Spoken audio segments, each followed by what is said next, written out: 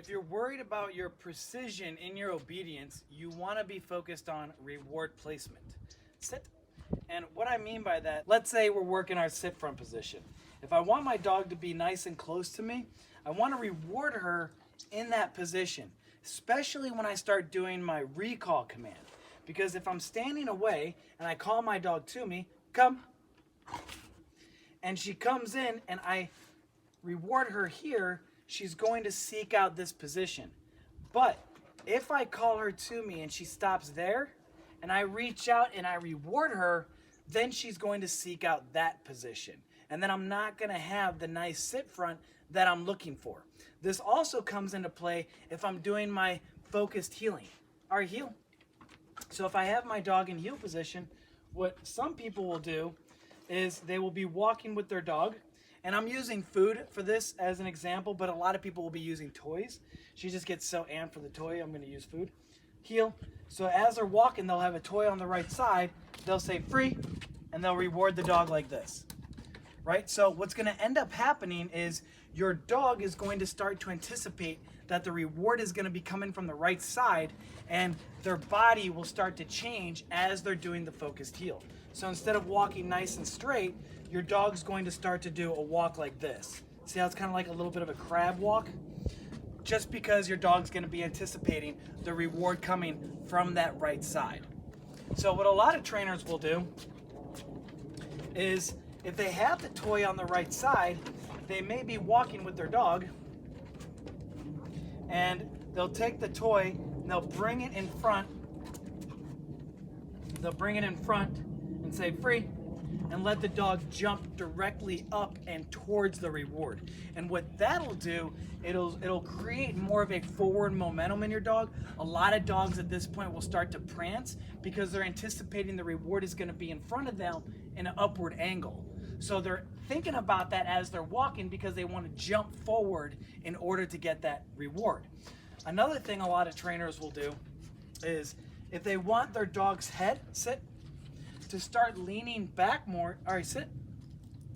They want their dog's head to start really leaning up, then what they'll do is they'll reward the dog behind their back.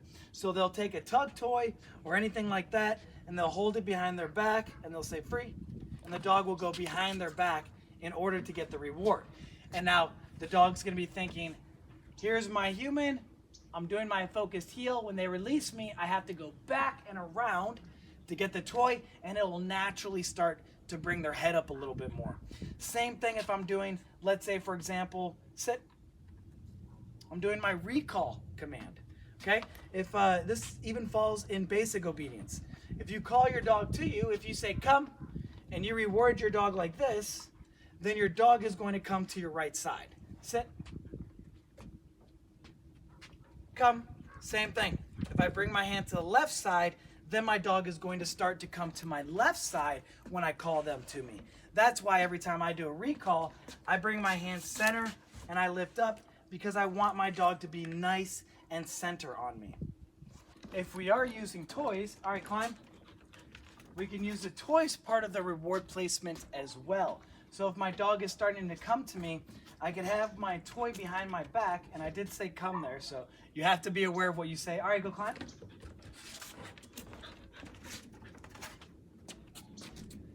And then when she starts to move in my direction, I can release the toy behind my back, which should speed up her recall. If I'm doing something like this, I want to use my terminal marker. So I'm releasing her from the come when called command, and I'm allowing her to go and get her toy. Come, free. And then she's able to run and get the toy, right? And so that's going to get my dog to speed up. She wants me to play tug, but I don't have a rope to grab, Ari. So that's going to speed up our dog's come when called command. And anytime we think about this, go climb, Ari. We really want to think about that reward placement. So when you're giving your dog a reward, think about where they are thinking in their mindset and how that's going to change their positioning. So I'll give you one more example. Out. No, out. Okay, so what I can do is I can bring my dog into heel. Some people will put a toy in their armpit like this. Now, you want to be careful that your dog doesn't try to bite it out of your armpit because that'll not feel good. Down. No, down. Okay.